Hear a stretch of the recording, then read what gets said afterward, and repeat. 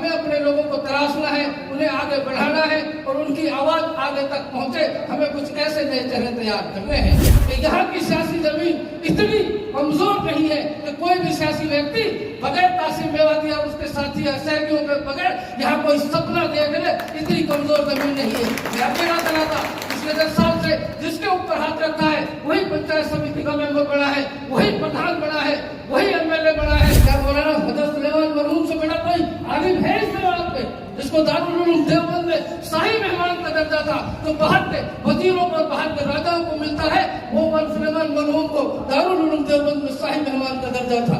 आज मेवात विकास सभा जिला अलवर खैरतल का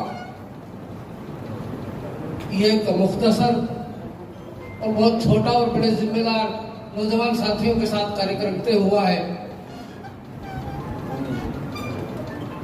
मैं सिर्फ 3 बातें अपने सम्मानित साथियों के सामने कहना चाहूंगा। उसमें पहली बात तो ये है कि आप यहाँ तशरीफ लेकर आए, आपके एजाज इकराम में तो हम चाह रहे थे अगर उसमें कहीं कोई कमी कोताही रह गई हो तो उसकी मैं बजाते खुद जिम्मेदार होने के नाते माजरत चाहता हूं। और मुझे उम्मीद है कि हमारे सामाजिक साथी,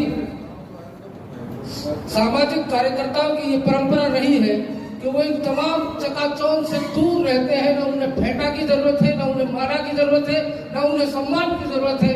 हमने ऐसे फक्र मसीहा भी इस मेवात में देखे हैं। मैं फक्र के साथ नाम ले सकता हूँ मरहूम असमत खां जी का और हमारे कामरेड इस्लामुद्दीन साहब का।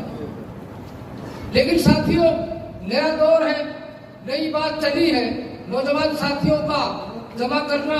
और मेरा मकसद अलग ऐलान ये है कि अगर किसी को अल्लाह तबारक व तआला ने कोई खूबी से नवाजा है और उसको बात कहने की और बताने की अगर क्षमता दी है तो फिर मेरी एक जिम्मेदार होने के नाते जिम्मेदारी बढ़ती है कि हम उसे तराशने का काम करेंगे। इसमें चाहे मेरा सगा भाई भी अगर मेरी मुखालफत करेगा तो मैं उसका पायदार नहीं दे सकता। मेवात विकास सभा का कार्यक्रम खासतौर से नौजवान साथियों के लिए किया है। नौजवान साथी आगे बढ़ करके, चूंकि ये मैसेज विकास सभा के पुराने साथियों ने दिया है कि हम अब समाज की दशा और दिशा इन नए नौजवान लोगों के हाथों में देना चाहते हैं ताकि हमारी नई पीढ़ी मुख्य धारा के साथ मिल करके हम उस हक की बात कर सके, चाहे वो समाज से लड़ना हो चाहे सरकार से लड़ना हो, वो अपनी बात को कह सके। और जहां तक ताल्लुकात काम करने का है, इसलिए न मैं अपनी जबान से कहने का आदी हूँ न मैं कहूंगा, लेकिन इस किशनगढ़ बास विधानसभा क्षेत्र की जमीन में मैं अपने बाप दादा और खानदानी मेहनत का इतना असर रखता हूँ कि मैंने अपने मकाम पर अपने बाप दादा की जो मुझे इज्जत मिली है उसको मैंने आगे बढ़ाने का काम किया है, उसको घटाने का काम नहीं किया। चाहे किसी भी संघर्ष का हो, चाहे किसी भी संगठन का काम हो, अगर वो आवाज समाज हित में खड़ी होती है तो हम सबसे पहले अव्वल सब लोग उसके साथ जाकर के खड़े होंगे। रही काम करने की बात, कुछ काम ऐसे होते हैं जो डंडे बजाकर किए जाते हैं, कुछ काम ऐसे होते हैं जो मुफ्त भी किए जाते हैं। मैं आप लोगों को ये अब तक मैं कहना नहीं चाह रहा था, लेकिन मैं आपको बताता हूँ किशनगढ़ बास विधानसभा क्षेत्र में जो मेवात इलाका है, आप किसी भी रोड पर जाकर खड़े हो जाए, जहां आपको मस्जिद या मदरसा नजर आ जाए, उसमें आपको सरकारी कनेक्शन और सरकारी पंप और पानी की व्यवस्था सरकारी तौर पर मिलेगी। ये मेरा एक बड़ा काम मेरे इलाके के लिए है। कोई मस्जिद, कोई मदरसा, कोई खानका ऐसी नहीं है जिसमें बिजली चोरी होती हो। मेरे सामने तमाम जिम्मेदार बैठे हैं, मैंने हर मुमकिन कोशिश की है कि अपनी ताकत का और एमएलए लीड का इस्तेमाल करते हुए उसमें प्रॉपर इंतजाम कराया है। रही बात ये कि मेरे नौजवान साथी, इस वक्त मेवात में जो माहौल पैदा हुआ है, हमें अपने लोगों को तराशना है, उन्हें आगे बढ़ाना है और उनकी आवाज आगे तक पहुंचे। हमें कुछ ऐसे नए चेहरे तैयार करने हैं। दूसरा, जो साथी बहुत छोटी सोच होकर के एक दूसरे की मजम्मत पे, एक दूसरे की मुखालफत पे उतर आते हैं, उन लोगों को अपना कलेजा बड़ा करना चाहिए और हर आदमी को एक सम्मान देना चाहिए, चाहे वो सियासी सम्मान हो, चाहे वो समाजी सम्मान हो, चाहे वो सरकारी सम्मान हो। ये जो दीवाने आप लोगों के सामने बैठे हैं, इन्होंने अपनी जिंदगी इस कौम की फिक्र के लिए गुजारी है। कोई भी साथी ऐसा नहीं है, ये सब अपना जान, माल, तन, मन और समय सारा का सारा समाज के लिए खर्च करते हैं। फिर अफसोस की बात यह है कि सोशल मीडिया पे इन लोगों को जो मुकर्रम हस्तियां हैं, जिनके पूरे परिवार हैं, जिनका पूरा इज्जत है, उनके बारे में कमजोर अल्फाज का इस्तेमाल करते हैं। इसलिए नौजवान साथियों, अगर कोई व्यक्ति इस तरीके की बात करता है, किसी सामाजिक व्यक्ति के बारे में बुराई करता है, तो आप लोगों की ये जिम्मेदारी बनती है कि उनको ललकारिए, उनको फटकारिए। और यहाँ तक आज मैंने सुबह यह अहद किया है कि अब हमें दूसरा रूप भी दिखाना पड़ेगा, क्योंकि खौफ से और प्यार से, अगर कोई आदमी प्यार से नहीं समझता है तो फिर खौफ उसे दिलाना पड़ेगा और उसका मुकम्मल इलाज उस तरीके से करना पड़ेगा जिस तरीके से एक रिवायत रही है। मैं बहुत परेशान हूँ सुबह से ये सोच करके कि कुछ लोग इस तरीके की बकवास करते हैं। ये नए लड़कों का कसूर नहीं है, इनको हमारे जैसे ही लोग तो सफेद पहन करके उनको तराशते हैं और हिम्मत करने पर मजबूर करते हैं। मैं ये बात दावे के साथ कहता हूँ कि अगर आपने किसी की इज्जत को अगर उछाला है तो वो इंशाल्लाह तुम्हारी इज्जत भी उसी तरीके से तुम्हें गर्द करने का काम करेंगे जिस तरीके से तुम्हारा मुकद्दर है।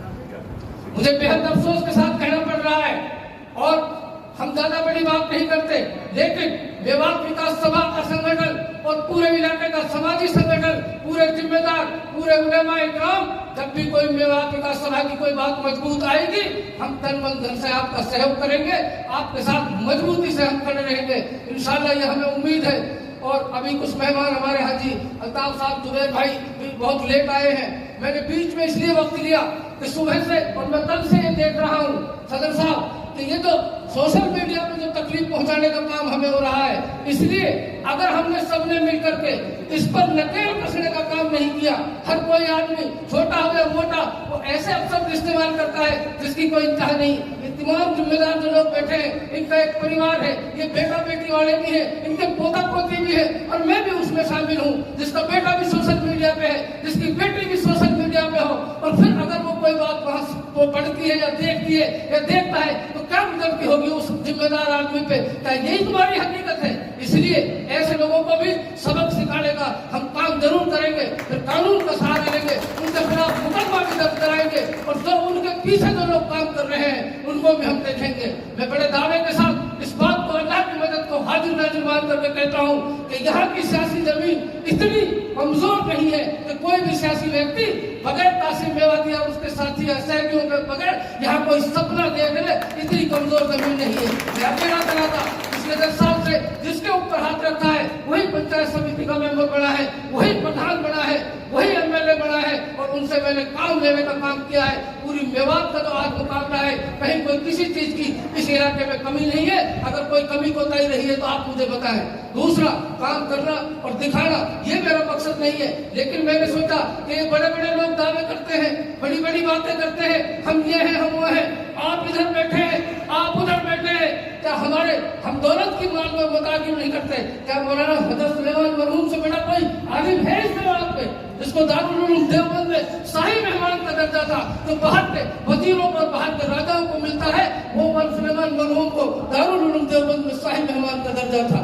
क्या मुकाबला करेंगे? हमने इस देश की आजादी में अपने प्राणों की आहुति दी है, हमने कौम की लड़ाई लड़ी है। इसलिए जो खानदानी लोग हैं, जो नस्ली लोग हैं और जो असली लोग हैं, वो कौम की फिक्र लेकर के हमेशा आगे बढ़ते रहेंगे। और जो नकली लोग हैं और जो फर्जदारी करते हैं, इन लोगों को वक्त आने पर मैं सही जवाब भी दूंगा। और मैं आप मन खुले मंच के माध्यम से कह रहा हूँ, अगर किसी ने कोई बदतमीजी मेरे किसी सम्मानजनक साथी के बारे में की तो फिर उनको हम वही एक तूफानी वाला तिनका उठाने के साथ कोई कसर बाकी नहीं रहेगी।